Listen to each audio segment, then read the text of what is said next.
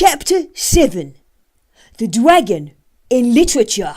The dragon, always used consciously or unconsciously as a symbol, has found its way into almost every branch of literature, not omitting the holy scriptures and the sacred books of intellectual paganism.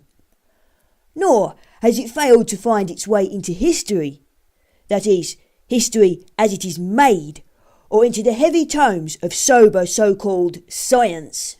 The credulous compiler of the Annals of Winchester records, under the date AD 1177, that in this year dragons were seen of many in England.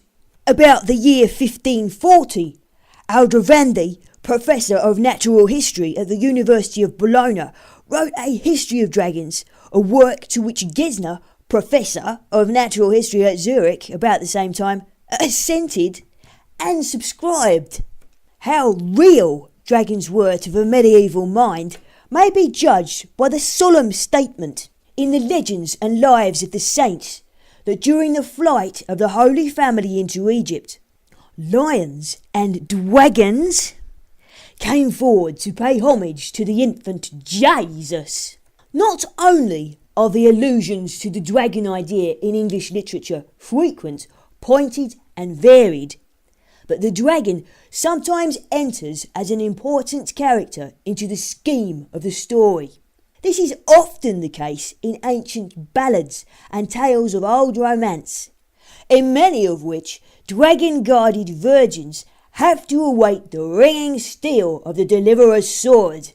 Sometimes in poetry too, as in Spenser's Fairy Queen, the dragon is a conspicuous character essential to the plot. The old English ballads, which profess to chronicle the exploits and sing the praises of the national patron saint, are too numerous to name. One of these quaint compositions tells us that when many hardy strokes he dealt, and could not pierce his hide, he ran his sword up to the hilt in at the dragon's side, by which he did his life destroy, which cheered the drooping king. This caused an universal joy, sweet peals of bells did ring. Old Aubrey, the 17th century antiquary, may have been a believer in the calumny which Gibbons the historian subsequently put on record, by the tone of rhyme in which he expresses himself. To save a maid, St. George the dragon slew. A pretty tale, if all is told is true. Some say there are no dragons, and 'tis said there was no saint. Pray God there was a maid. A much more ancient, and therefore more typical rhyme, commences the story in the real heroic vein, thus. A dragon great and grim, full of fire and eke venom.